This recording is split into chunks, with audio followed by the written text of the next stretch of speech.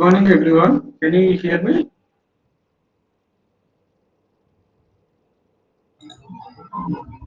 Good morning, sir. Good morning, sir. Morning, sir. Good morning, Harish. Okay, so I am audible to you Morning, all. sir. Morning, everybody. Yes, sir, you are audible. Okay, fine. So this is section 204 1009, right? Yes, Yes, sir. sir. Okay. So you all are from which branch? CAC, sir. CSC. Yes. Okay. So you all are from CSC branch. That's great. Okay. So right now you are having your UPM. Yes, sir. Yes, sir. Okay. Yes, sir. Okay, fine. So there are around 70 or more than 70 number of students. So it is better that today I cannot communicate with each and everybody. So let me choose one fellow with whom I will usually communicate. So let us choose Vikram. Vikram, are you online? Vikram? Vikram, are you online? Okay. Sibon, are you online? Yes, sir. Okay, Sibon, today whatever communication I need to do, I will be communicating with you, right? Okay, sir. Okay, fine. So right now, so as you all know that I am going to be your teacher for the next semester for UPEL, University Physics, Electricity and Magnetism. Obviously, we'll talk a lot of stuff about electricity and magnetism in the due course. But right now, today, let me share you the syllabus with you. Just have a glimpse of the syllabus. Just have a Okay, sir. look. This is your syllabus.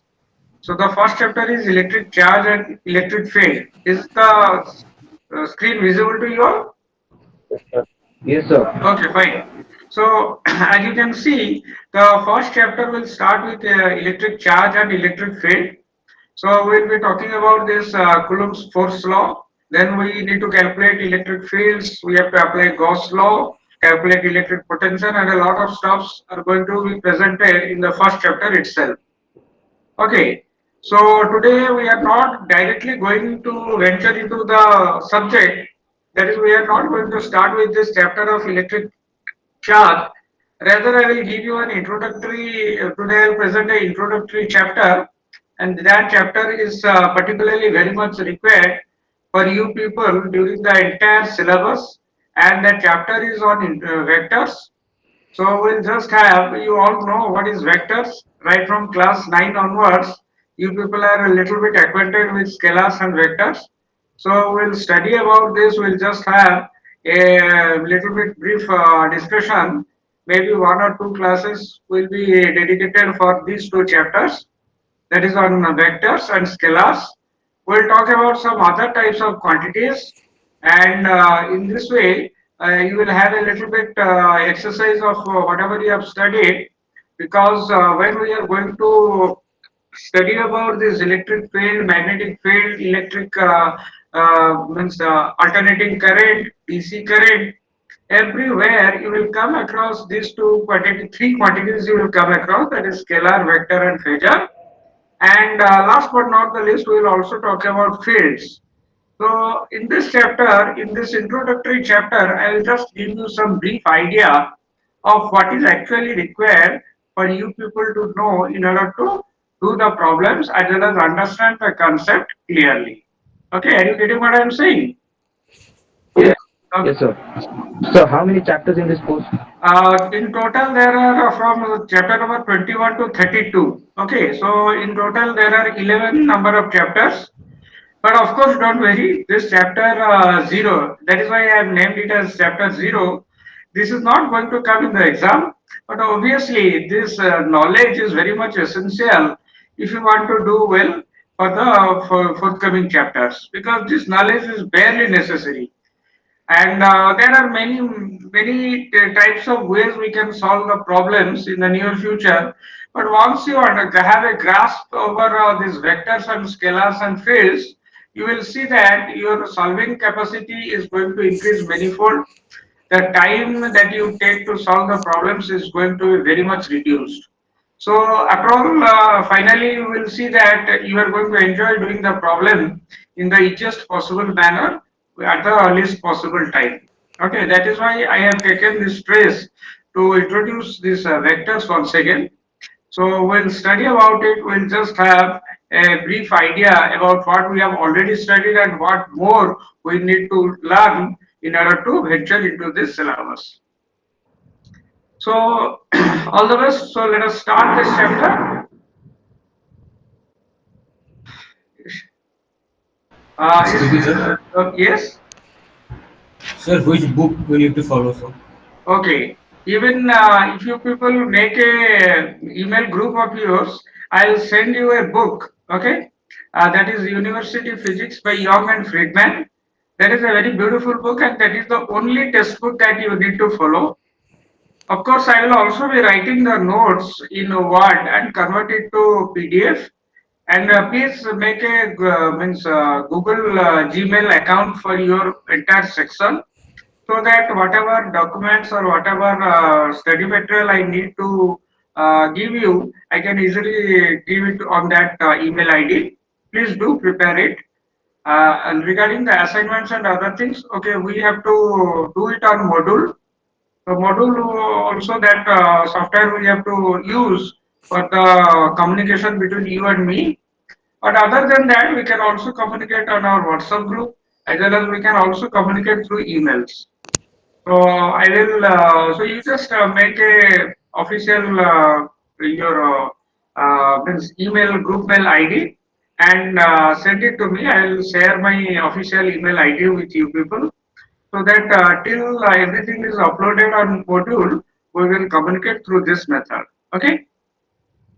So regarding the books, regarding the notes, regarding the PDF and the PPT, please don't worry. Everything will reach you in time, well before time. Right? Okay. Is there anything else you people want to ask? So the idea is very simple.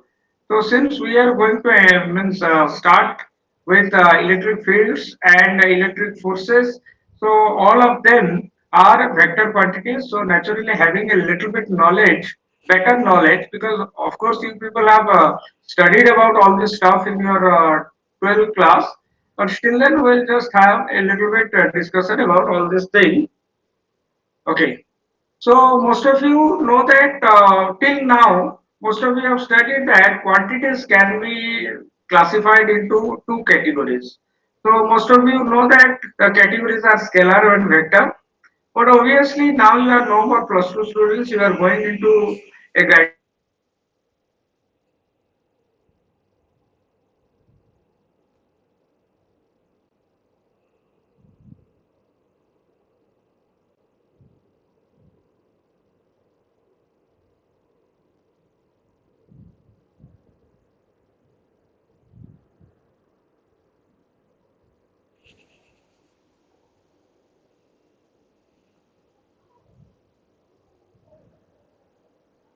So you will have to tensors. So this is particularly suitable for mechanical, electrical, and electronic students. So those who are going to study one paper on electromagnetic field theory, they are going to use this tensor quantity. But right now in your syllabus, this tensor is not going to come anyway inside your syllabus. So we will only limit our discussion to scalar, vector, phasor, and field. So everybody Sir, what you said knows. about phasor? Yes, sir. Yes. What you said about phasor? Okay, just a minute. You wait. I will give you the exact definition as well as I will explain what do you mean by a phasor. Now, even field is something you people have studied, but now mathematically, or we will have a broader practical idea actually what a field is. Okay. Before that, and during the due course, I can ask you small questions. Maybe some witty questions I can ask. So please be attentive. So let us start in a very formal manner. So let us define what is this scalar. So a quantity that doesn't have a constant magnitude or a constant direction or both. So this is something we have studied. That means if there is a quantity which is having a constant magnitude. which is having a constant magnitude but not no constant direction. Okay, so you have a constant magnitude but no constant direction. So this is a scalar quantity. Just reverse it. If you are having a quantity which is having a constant magnitude but doesn't have a constant direction, again this is not a scalar. I mean this is a scalar quantity. Similarly, if you are having a quantity which is neither having a constant magnitude nor is having a constant direction, then it is known as a scalar quantity. So we can define scalar quantity in a very precise manner in this way. So any quantity which is either which is either not having a constant magnitude or neither it is having a constant direction or both is known as a scalar quantity. Okay. So let me give you one small, I will ask you a small question. So let us see whether you can understood, or let us try to see how much you have understood. So let me say one thing. Okay, suppose let us say I am a person is traveling from point A to B. Okay, a person is traveling from point A to B in a perfectly straight line, right? From A to B. Now, throughout this journey, he is maintaining an average rate of covering the distance at 30 kilometer per hour. Okay, 30 kilometer per hour. Can you say whether it is a vector quantity or a scalar quantity? Yes, anybody? Vector quantity. Vector. So it Vector. is a vector quantity. Okay, is it correct? Everybody is saying that it is a vector quantity. Is there any other answers? So hopefully everybody thinks that it is a vector quantity, but practically it is a scalar quantity. Okay, confused because I have already told you that the rate of change of distance is, that means it is 30 kilometer per hour, and that fellow is traveling from point A to B in an absolutely straight line. So it should be velocity. But in practice, it is actually a scalar quantity. Now let me clarify that thing. Because in engineering, you have to take into account every aspect. Because when you are in plus two, okay, you are small children, you are teenagers, so naturally such types of definition is okay. But now, right now, you are entering into a professional course, where, and particularly engineering is something which is very practical in nature. So you have to think out of the box. Now just imagine the person is, why I am telling that it is a scalar quantity, let me clarify it to you. Okay, so I told that that person is starting from point A and is reaching the point B, and he is maintaining a rate of change of distance at 30 kilometer per hour. So as I told you, you are thinking that the magnitude is a constant magnitude, and obviously the direction, since it is a straight line, it is constant in nature. So this one is correct, but this is not going to remain constant. Why it is not going to remain constant? Because look over here, when anything has got something known as moment of inertia. So obviously when this person will start from point A, instantly is not going to achieve 30 kilometer per hour. It is not practically possible. Okay? Even your light particles, they do take some time to travel. That means they are nothing but beams of photons and they used to take some time to travel. So this person, when he is going to start from A, obviously he can have a very large acceleration, but still then he needs some time to reach 30 km per hour. So naturally from 0 to 30 he will start and he will maintain it from 30 kilometer, and after some time he has to deaccelerate in order to reach this point B and become stationary. That means from here to here there is deceleration from 30 kilometers per hour to 0 kilometers per hour. Now from this point to this point is actually accelerating from 0 kilometer per hour to 30 kilometer per hour. So obviously in this case, even though the majority of the distance is covered at a constant magnitude of 30 kilometers per hour, but still then from the starting and near the end point, the speed is not maintained at 30 kilometers per hour. So in total, I can say that this fellow cannot maintain a constant velocity of 30 kilometers per hour. Rather, I will say he is maintaining an average speed of 30 kilometers per hour. Now, when I am talking about average, it is nothing but your speed. So in velocity, you cannot say average velocity. It is average speed. So naturally, whenever we are going to deal with problems, we have to think out of the box. The thing may seem very simple to us, okay? But still then we have to consider all the logics behind this problem. So considering logic is also very important in engineering. So finally, I can say that this is going to be a scalar quantity and the rate of change of distance is nothing but your speed, not velocity. Hope everybody have understood, or is there any doubt? Yes, anybody? Okay. No, No, sir. sir. Now let us reconsider that thing. Okay, so finally we concluded that a scalar is a quantity that may have a constant magnitude but not constant direction, or it may have a constant direction but not a constant magnitude, or it may have neither a constant magnitude nor a constant direction.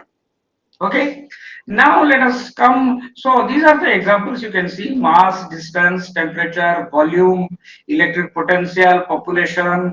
So all these things are nothing but your scalar quantities. Now let us talk about this vector. Now what is this vector? Now let us reconsider that example from a person traveling from point A to B. Okay, now suppose I will just make a little bit change in the scenario.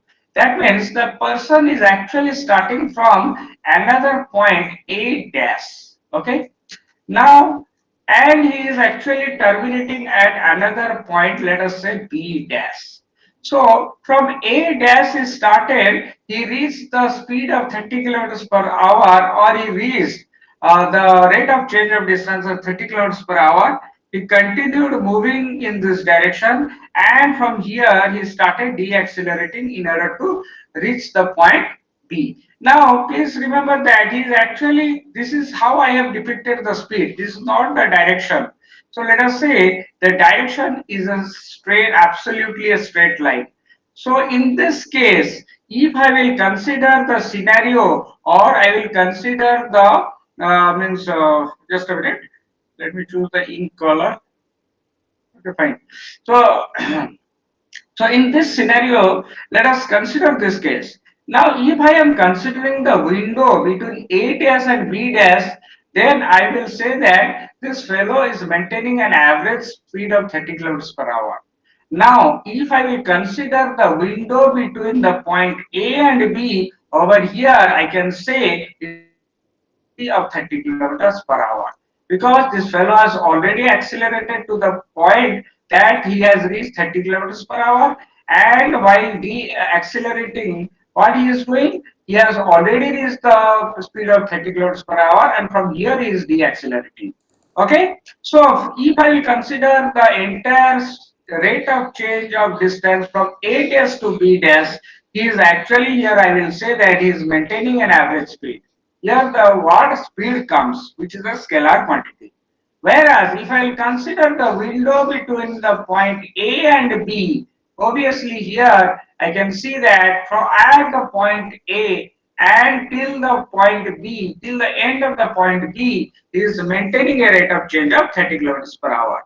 So in this case, I will say that is maintaining a velocity of 30 kilometers per hour between the point A and B.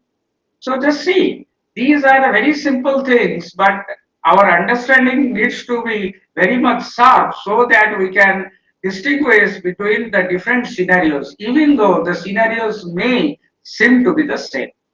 So in this way, I can define vector that it is a quantity which has always maintained a constant magnitude and direction for the entire time period for which we are seeing it. So different examples are your velocity, force, acceleration, displacement. Another important things are length, area. All of them are vector quantities. Okay, even the length that you are measuring, the area that you have calculated are known as your vector quantities. And in the long run, when we will start solving problems in Gauss law, we will see how this area and this length or sorry, when we'll start applying Gauss law in this chapter, we will see that area is going to be a vector quantity, whereas your volume is going to be a scalar quantity. Similarly, maybe around chapter number 27 or 28, we will be studying about Ampere's circuital law. Over there, we will consider length, and length we will consider as a vector quantity. So, very beautiful, interesting things will come forward. So, have patience and try to learn these fundamentals. Next comes your phasor. So phasor was something which is very inquisitive among students. So what is a phasor? Sometimes many books are writing that a rotating vector is known as a phasor. Okay, that is a quantity that maintains the same type of waveform over multiple number of successive cycles. Okay, the definition itself is a little bit confusing or complex. Now let us give an example, and we will see that it is very easy to understand what is a phasor. Now remember that phasor has two examples. One is a voltage waveform and a current waveform. And remember that it is nothing but AC waveform. Okay? AC. But if it is a DC voltage or a DC current, it is not going to be a phasor quantity. Okay? Now, let us consider a voltage, and you all know that usually the voltage that we use in our day-to-day life is a sinusoidal waveform, or it is going to have a sine wave, or it is going to maintain the equation of a sine wave. So let us say I am having a voltage V, and this V is given by Vm sine omega t. So you have already studied about this in your alternating current chapter in +2. Okay. So when we'll go to chapter number 29, or sorry, not 29, 30, we'll study all this thing in minute detail. Okay. And this will be very, very interesting. So right now I am considering your previous knowledge of +2 in order to define what is this phasor. So as I told you that this AC usually is a sine wave, or sometimes it is known as a sinusoidal waveform like this. Okay. Now, as you can see, every time, so this axis, y-axis is representing the magnitude of this V. So this is defining the magnitude of V, and this is the time axis. Okay. So as time progresses, the magnitude of the voltage, AC voltage, instantaneous magnitude of the AC voltage is changing. Okay. So if the magnitude is changing, then obviously it should not be a vector. But how come we are telling that it is a rotating vector? So let us try to clarify that thing. That clarification is given in this particular line. That is a quantity that maintains the same type of waveform over multiple number of cycles. So as you can see, now what happens? This waveform is of course changing its magnitude, no doubt, but it is changing in a predefined manner. What is that? Now at this point, okay, at this point or at this point or at this point, anywhere in one cycle, you can see at all these different points, it is maintaining this particular equation Vm sine omega t. Now at this point, the time is 0. So if I put t is equal to 0 in this equation, it results in the magnitude of 0. That means it is perfectly maintaining this equation. Now at this point, when omega t is equal to, rather let us write it as omega t. So at omega t equal to pi by 2, if you can see it is achieving the maximum value. So if I put pi by 2 over here, this is going to be the maximum value, that is Vn. So over here it is maximum. Next at, let us say pi, you can see the value again becomes 0 if I put pi in this equation. So one line I can say throughout this entire cycle, okay, throughout this entire cycle, the waveform is maintaining a constant equation, or it is following a constant equation, magnitude equation. So in this way, there are few quantities like your voltage and current which needs to be categorized into a different set. That means there are some quantities which are coming under scalar, which are coming under vector, and this voltage and current, they comes under a third category known as phasor.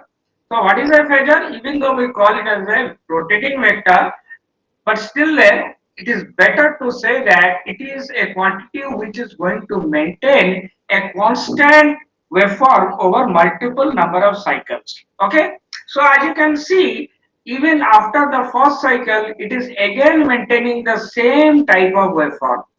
That means it is going to adhere to this particular equation even after the first cycle.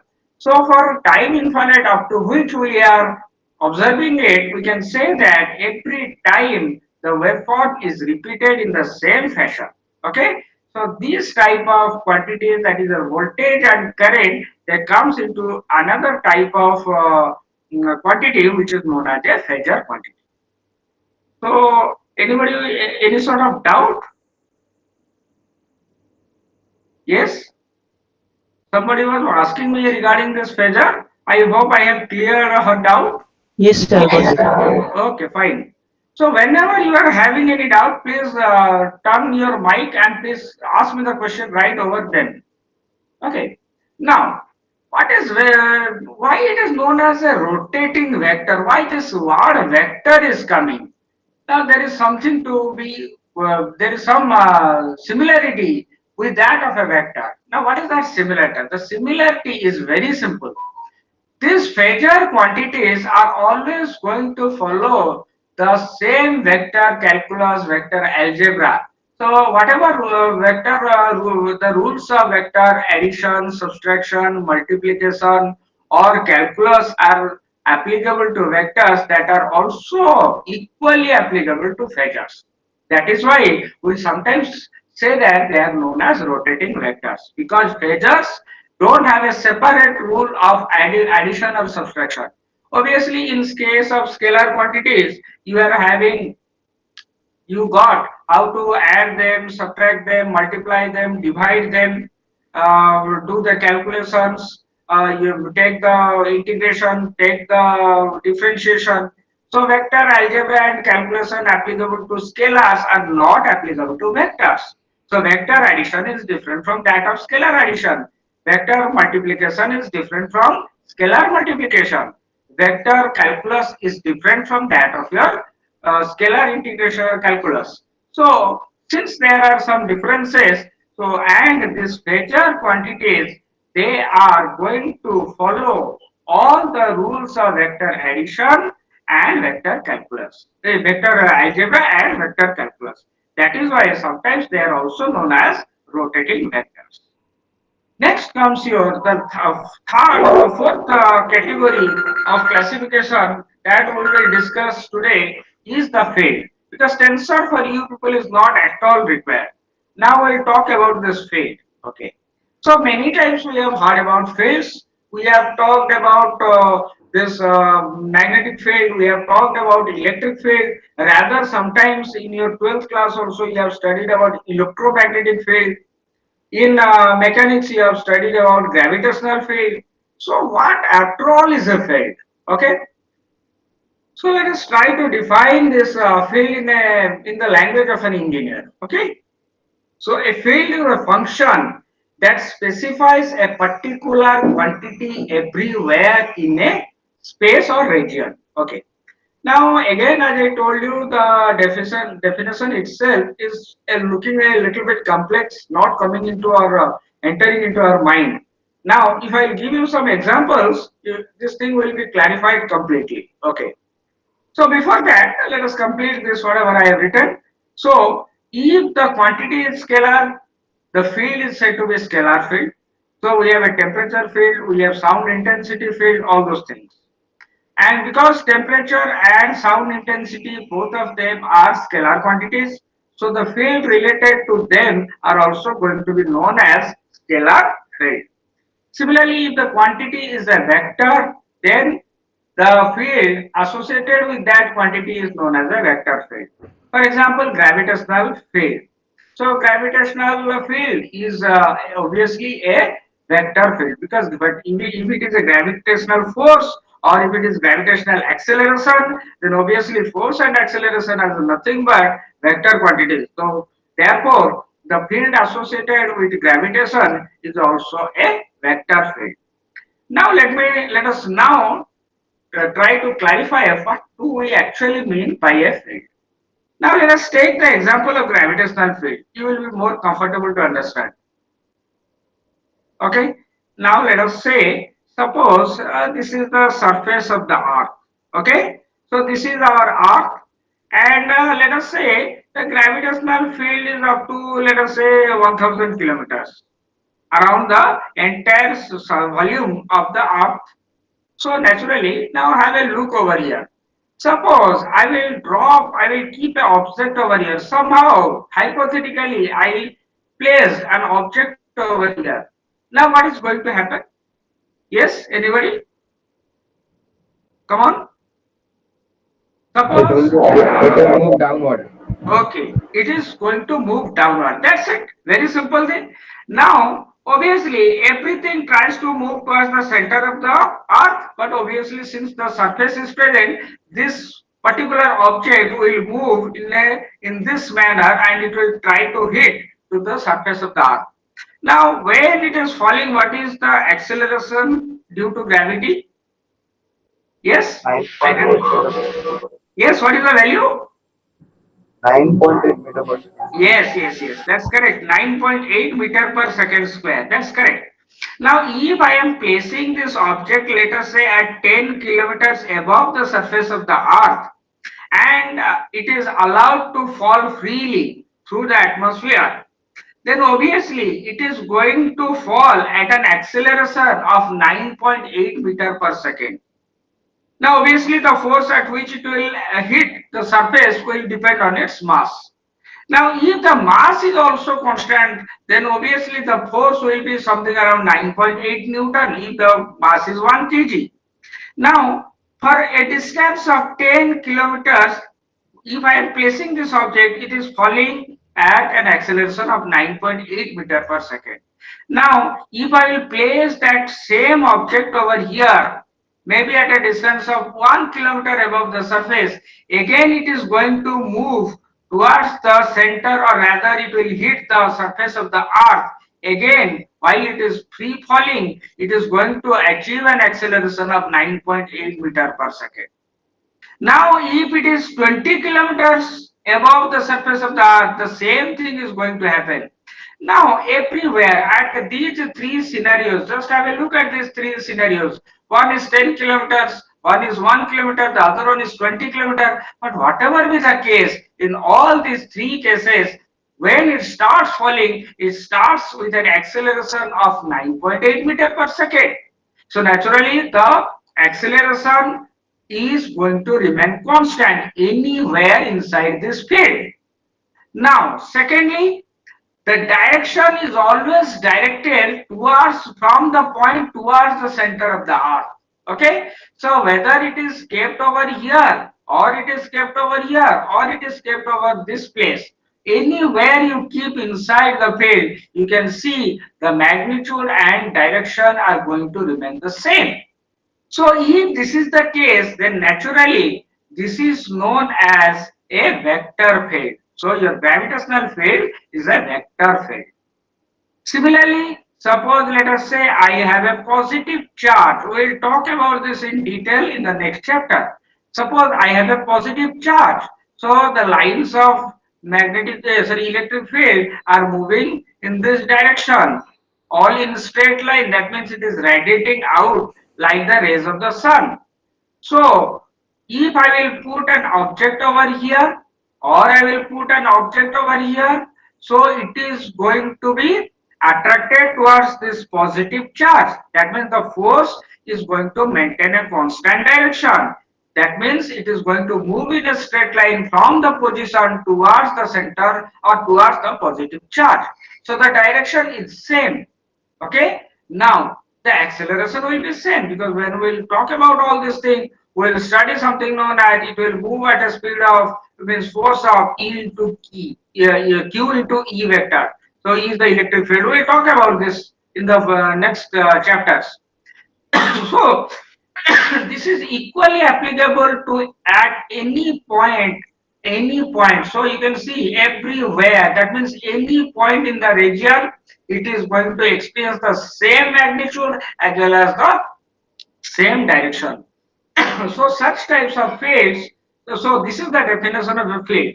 Now just imagine if the Earth's gravitational field is well defined, maybe 100, 1000 kilometers above the surface. Now if I reach or I will drop an object at 2000 kilometers from the surface of the Earth, then the acceleration due to gravity may not be same. The direction may not be same because it is not I'm sorry, it is not inside the gravitational field. So once it is out of the field, then obviously what is going to happen, it is not going to behave in the same manner.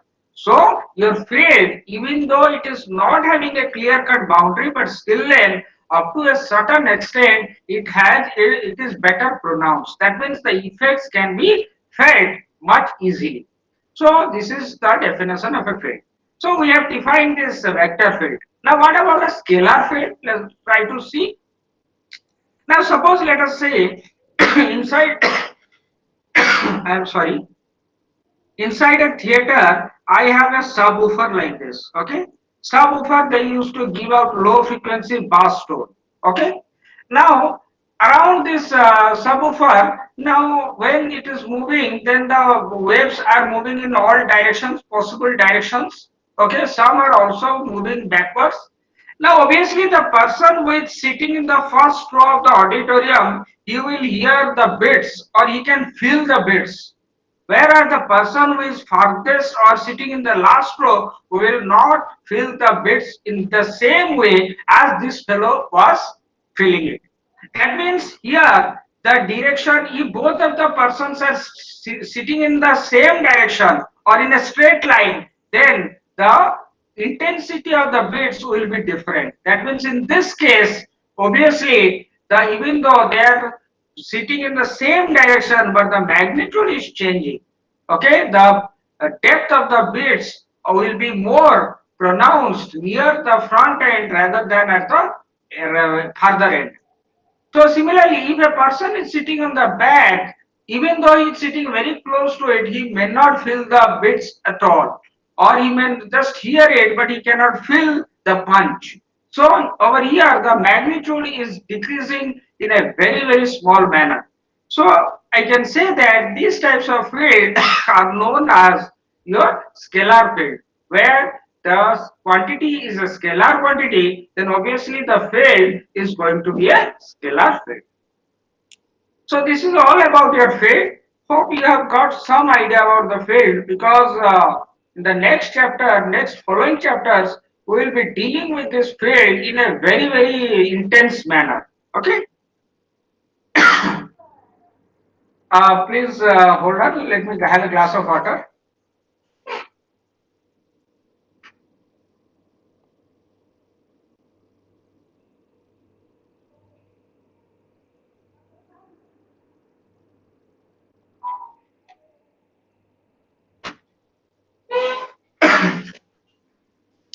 Okay, now let us talk some more important stuff about this vector. Now, as I told you, scalar, we have already have a in-depth knowledge starting from our childhood. We have been studying about the scalars in a different manner. Now, vector is something we will require throughout this chapter. Field is something we require throughout the syllabus. Phasors we'll study when we'll move on to chapter number 30. Okay. So all these three are very important to us. So as I told you, this out of all these three, vector is the most important one, because this vector is going to have a lot of similarity in case of phasors, because as I told you, phasors are going to follow the same rules of vector algebra and vector calculus. Similarly, your field, as I told you, field is of two types. Field is nothing but it is either a scalar field or a vector field. So whatever be the case, we must have some ample knowledge about the vectors. So let us start with all those important stuff that you have already covered in your syllabus in plus 2. we'll just have a brush up about it. Just recall it. So as you all know that a vector is a quantity that has both magnitude and direction. Okay. So please remember that whenever I am going to deal with vector, I just can put an arrow over here. It is very cumbersome to put. So rather I am using bold letters. Please listen carefully. I am going to depict or represent the vectors by means of bold letters. Okay. So as I told you, every vector is going to have magnitude and direction. Okay. So if I am writing this A vector, so in order to define this A vector, clearly I must specify the magnitude. So the magnitude will be represented by means of two modular sign or modulus of A vector followed by the direction. So the direction will be represented by small a with a subscript capital A, and while writing you can put a cap over here, but since putting a cap in this slide is difficult, so I have represented them by means of bold letters. Now this is the magnitude part and this is the direction part. Okay. Now this is how we are going to mathematically define a vector. So this A vector modulus is known as the magnitude, whereas this A cap is known as the direction vector, or rather I will say the unit vector in the direction of A vector. Okay, that means if A vector is moving in this direction, then this A cap vector will be defined like this, or it can be represented physically like this.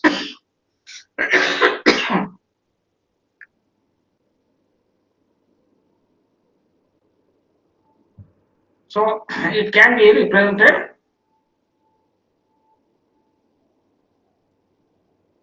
It can be represented by means of A cap, where the magnitude of this unit distance of this is 1 unit, and it is always in the direction of this A vector.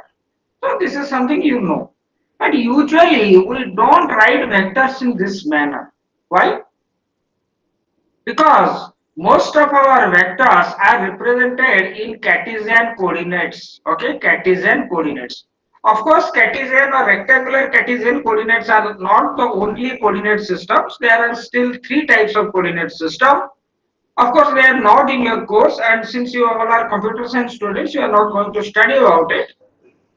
You have Cartesian coordinate system, you have cylindrical coordinate system, you have spherical coordinate system, but your entire 4 year syllabus, you will never come across the other two. We will only deal with Cartesian rectangular coordinate systems.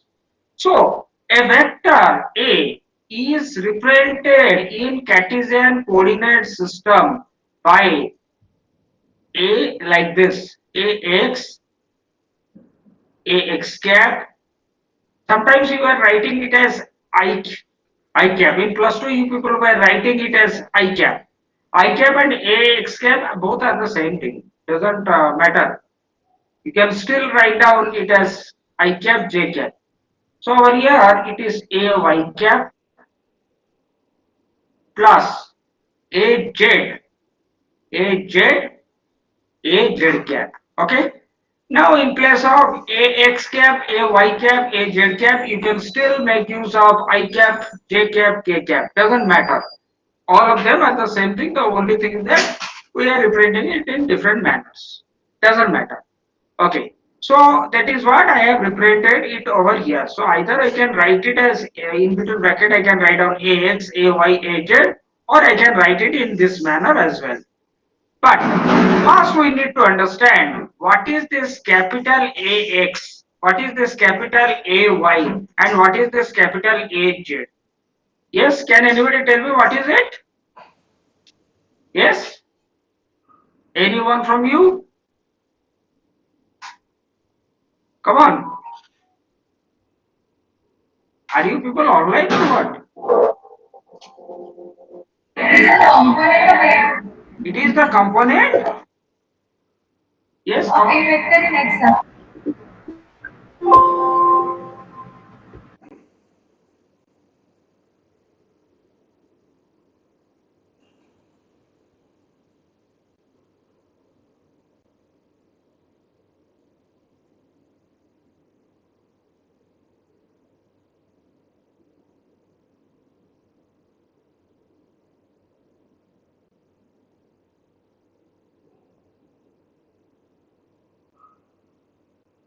x-axis, this is your y-axis, and let us say this is your z-axis, right? Now, suppose I want to represent a vector in this Cartesian coordinate system. Okay, vectors, as I told you, I am going to represent the vectors in rectangular Cartesian coordinate system. Now, how I am actually going to represent a vector? So, the vector will always start from the origin, and maybe it is represented in this manner. Okay, now please just imagine, because a lot of imagination is required in engineering. Now just imagine the point P is actually not on the screen itself. It is out of the screen. It is towards you. That means it is in the space. Okay. Now, in order to define any vector or any point, I simply needs to give it the coordinates in that Cartesian system.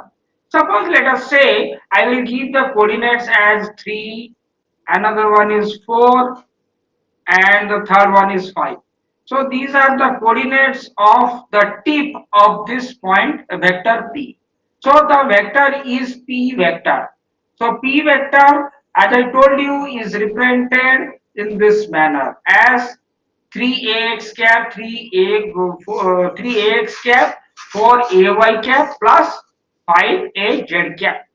So, what does actually this 3, 4, 5 actually means, and what does this a x cap, a y cap, and a z cap mean? So, practically, let us try to understand it. Now, very simple. So, the first coordinate is 3.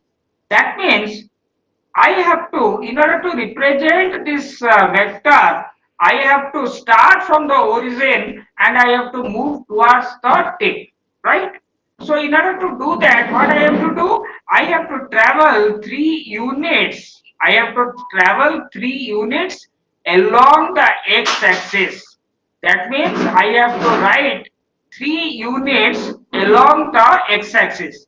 Now, how to know it is, how to represent that I am traveling along the x-axis? So for that, I will show that it is 3ax cap plus. Now, I have reached this point, then I have to travel 4 units, okay? 4 units along the y-axis, So till now I have traveled in this manner for 3 units. I have to travel 4 units along the y-axis. So 1, 2, 3, 4. So 4 units I have traveled along the y-axis. So 4, and since I have traveled along the y-axis, I will write it as 4ay cap. Now I have reached this point, and from here I have to travel along the z-axis by 5 units. 1, 2, 3, 4, and 5.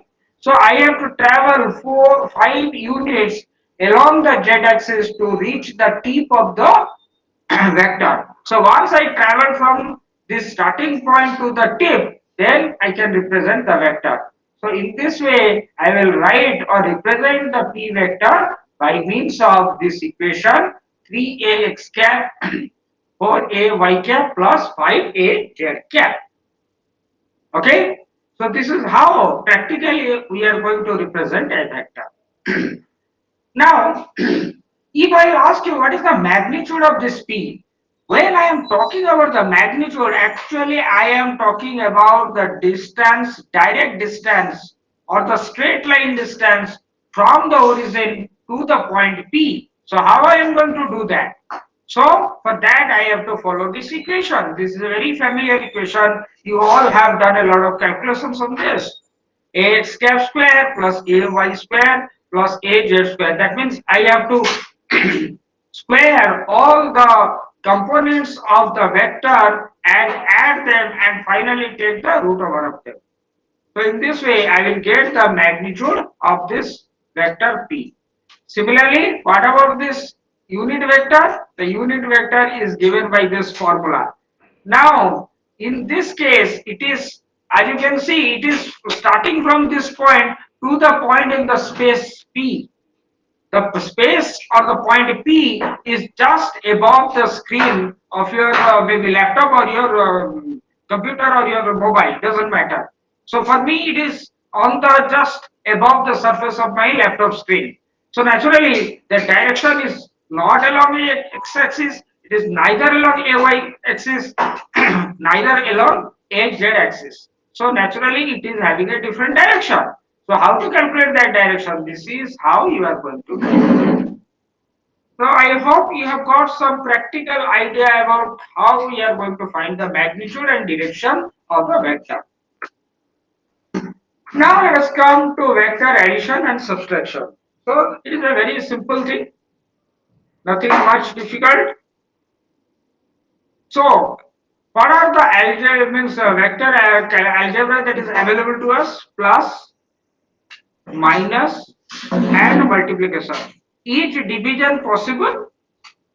Each division of vectors possible? No, division is still not defined for vectors.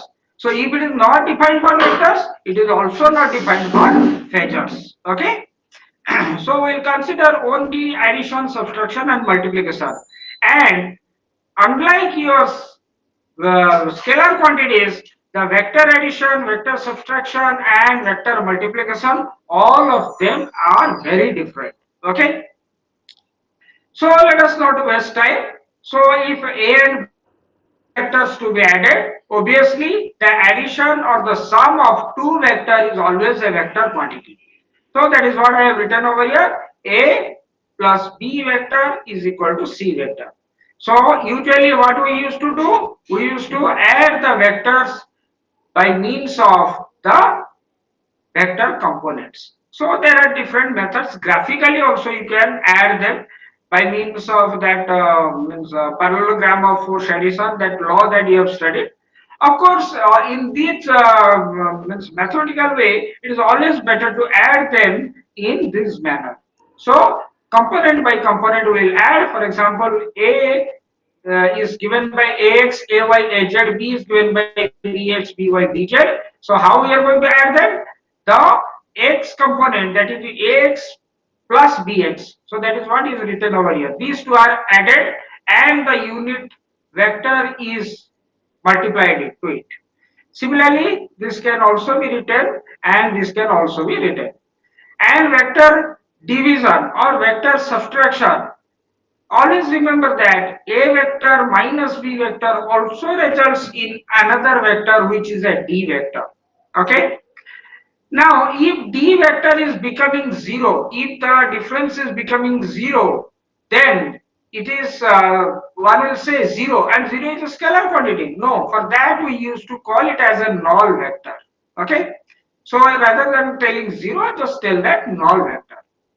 So how we are going to subtract it? So first a vector plus minus of b vector. Suppose let us say I have b is equal to 2 a y cap, 2 a y cap minus 5 a z cap, minus 5 a z cap. So if I am going to write minus b, I simply have to multiply minus 1 to the components. So finally it is going to become minus 2. So the vector is going to be 0 comma minus 2 minus, sorry, plus 5. So in this way I have converted this minus b to plus of minus of b. So simply then you can add the terms and you are going to result in this vector. So this is known as your vector addition. So in the next class, we will talk about what is this position vector, what is this distance vector, and if possible, we will cover this vector multiplication to some extent. Okay. So thank you for being present with me. So please be online. Let me take a screenshot.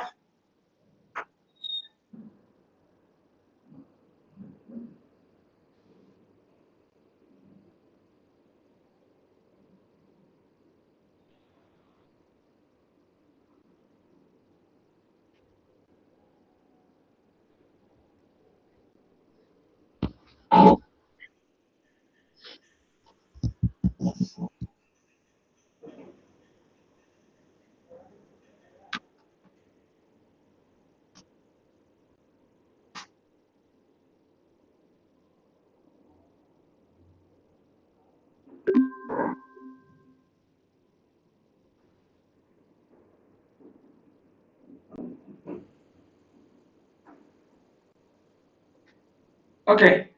So I am leaving. Let us meet in the next class. Thank you. Thank you, sir. Okay. Thank you, sir.